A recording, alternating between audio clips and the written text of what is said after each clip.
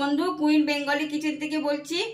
আজকে আমি মটন ঝাল ফিরোজ করছি। বন্ধু, অতি অবশ্যই কিন্তু মটন আগের দিন রাত্রিবেলা খুব কড়া করে ভেজে ফ্রিজে রেখে দিতে হবে। বাসি মটন কিন্তু না হলে হবে না, বাসি ভাজা মটনই অবশ্যই লাগবে ফিরোজের জন্য। এই জন্য আমি মাংসটা আগের দিন রাত্রিবেলা ভেজে রেখে দিয়েছি। এবার আমার কি কি লাগছে: টমেটো পিউরি লাগছে 1 কাপ, পেঁয়াজ বাটা লাগছে, আলু 3 টুকরো করে নিয়েছি, 2টো বড় পেঁয়াজ কেটে নিয়েছি, 1 চামচি আদা বাটা, 1 চামচি জিরে বাটা, 1 চামচি ধনে বাটা। এবার বন্ধু আমি কি করি দেখতে থাকুন। সামান্য তেল দেব, যেহেতু আমার মাংস ভাজা আছে। আর বন্ধু, মাংস যখন ভাজবেন মাংসের সঙ্গে তেল শুদ্ধ তুলে রাখবেন, তাহলে মাংসটা ফ্রিজে এঁটে যাবে না। আমি পেঁয়াজগুলো দিয়ে দেবো।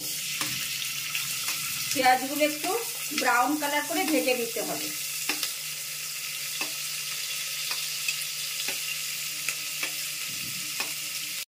পেঁয়াজ সামান্য ব্রাউন কালার হয়ে গেছে, আমি 1 চামচি আদা পেস্ট দিয়ে দিচ্ছি। আর এই রান্নাটা করতে গেলে বন্ধু সব মশলা শিলনোড়ায় বাটতে হবে। 1 চামচি জিরে বাটা দিয়ে দিচ্ছি, 1 চামচি ধনে বাটা দিয়ে দিচ্ছি, 1 কাপ টমেটো পিউরি দিয়ে দিচ্ছি,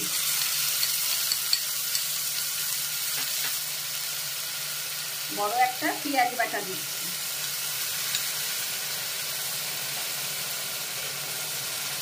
এবার নাড়া দিয়ে নিচ্ছি সব উপকরণ।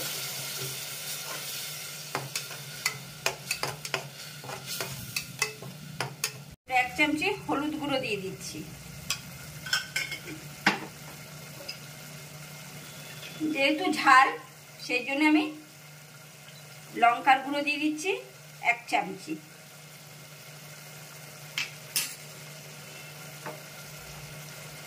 আন্দাজ মতন নুন দিয়ে দিচ্ছি।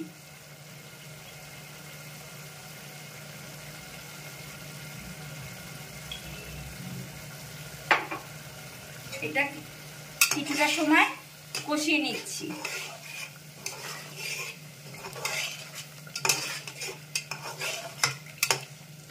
2 মিনিটের মতন কষিয়ে নিয়েছি। এবার যে ভাজা মাংস, সেই ভাজা মাংস দিয়ে দিচ্ছি। আমি 500 উপকরণে দেখালাম বন্ধু, আপনারা যদি এর থেকে বেশি করেন এই দ্বিগুণ মশলা করে নিতে হবে। এবার আমি ভালো করে কষিয়ে নেব।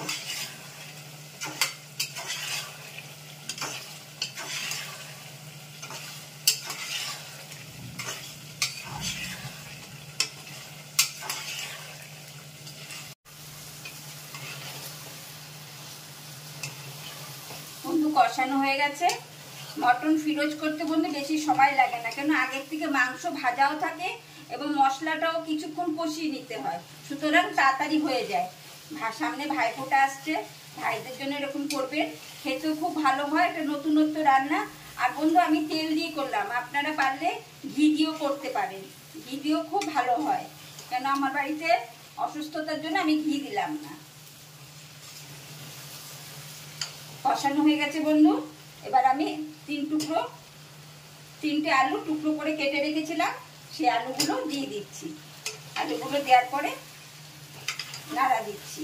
আর আমি ঢাকনা দেব না, আপনারা ডেচকিতেও করতে পারেন। আমি প্রেসার কুকারে করলাম, প্রেসার কুকারে ঢাকনা দেব না, কেন মাংস অনেক সেদ্ধ হয়ে গেছে, ভাজা হয়ে গেছে মাংস কালকে, সেই জন্য অনেকটা সেদ্ধ হয়ে গেছে।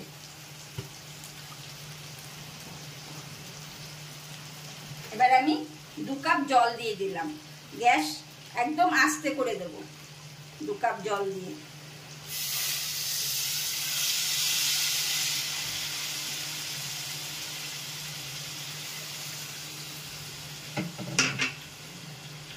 গ্যাস একদম আস্তে করে দেবেন।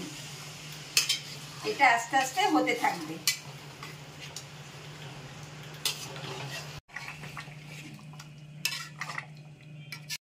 বন্ধু হয়ে গেছে মটন ফিরোজ, আমি এবার নামিয়ে নিচ্ছি।